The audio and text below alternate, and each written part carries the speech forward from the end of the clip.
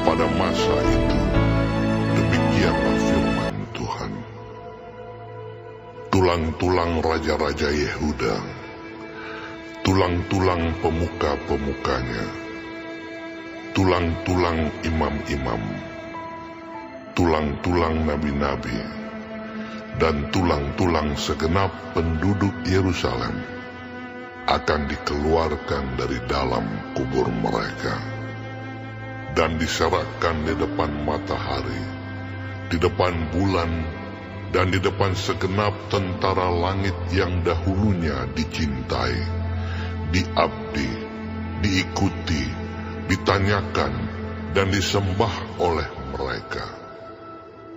Semuanya itu tidak akan dikumpulkan dan tidak akan dikuburkan. Mereka akan menjadi pupuk di ladang. Tetapi semua orang yang masih tinggal dari kaum yang jahat ini akan lebih suka mati daripada hidup di segala tempat kemana aku mencerai-beraikan mereka. Demikianlah firman Tuhan semesta alam. Engkau harus mengatakan kepada mereka, beginilah firman Tuhan. Apabila orang jatuh, masakan ia tidak bangun kembali? Apabila orang berpaling, masakan ia tidak kembali? Mengapakah bangsa ini berpaling? Berpaling terus-menerus. Mereka berpegang pada tipu. Mereka menolak untuk kembali. Aku telah memperhatikan dan mendengarkan. Mereka tidak berkata dengan jujur. Tidak ada yang menyesal karena kejahatannya dengan mengatakan, apakah yang telah kulakukan ini? Sambil berlari semua mereka berpaling, seperti kuda yang menceburkan diri ke dalam pertempuran. Bahkan burung ranggung di udara mengetahui musimnya.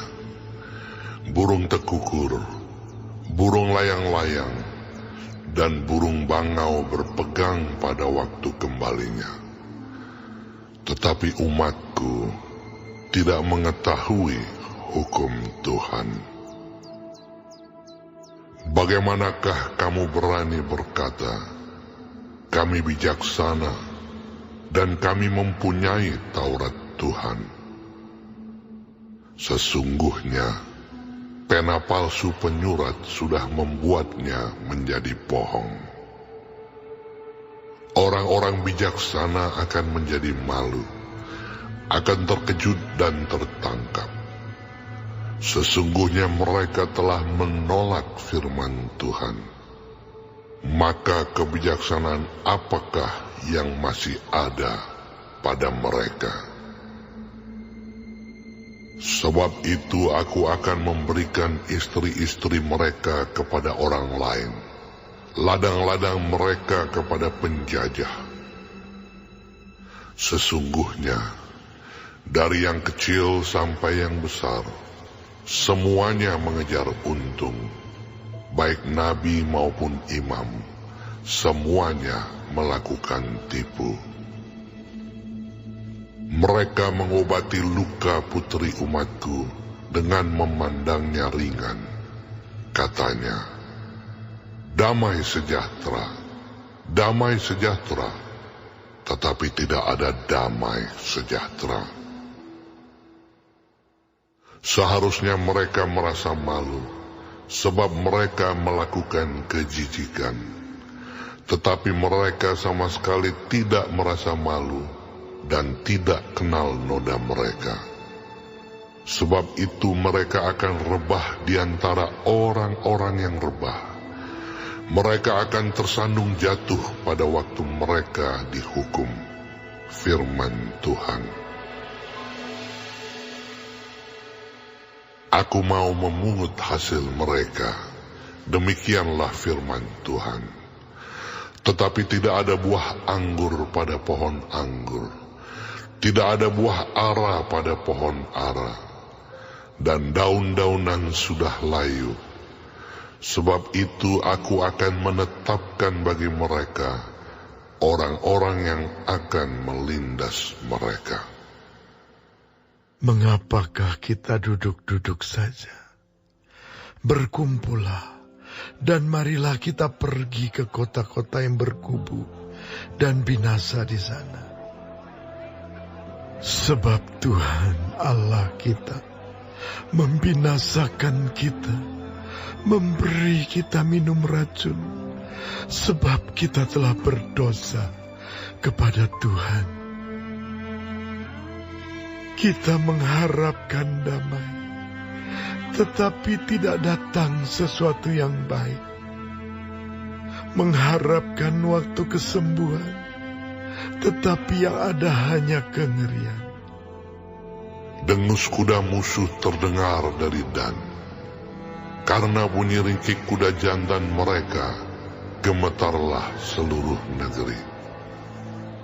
Mereka datang dan memakan habis negeri dengan isinya, kota dengan penduduknya. Lihatlah, aku melepaskan ke antaramu ular-ular beludak yang tidak dapat dimanterai, yang akan memagut kamu. Demikianlah firman Tuhan. Tidak tersembunyikan kedukaan yang menimpa diriku. Hatiku sakit pedih.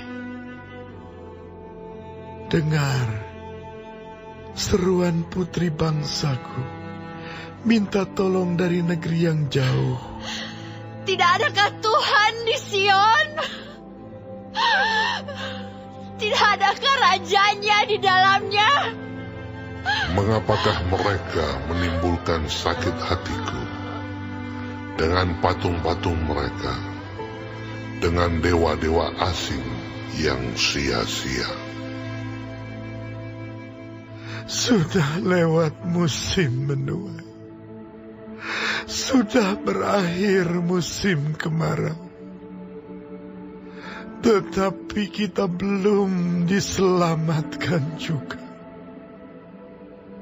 Karena luka putri bangsaku, hatiku luka, aku berkabung. Kedahsyatan telah menyergap aku. Tidak adakah balsam di Gilead? Tidak adakah tabib di sana? Mengapakah belum datang juga kesembuhan luka putri bangsaku?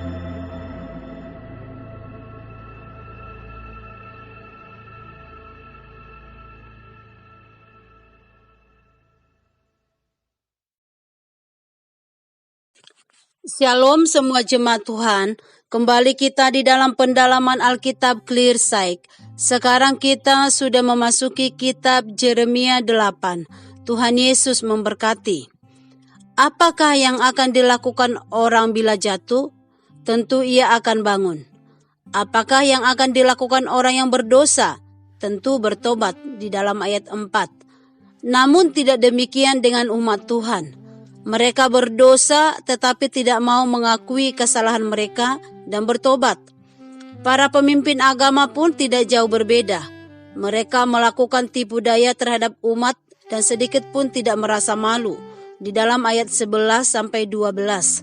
Ketika umat diibaratkan seperti pohon, ternyata pohon itu tidak menghasilkan buah seperti yang diharapkan oleh si pemilik pohon.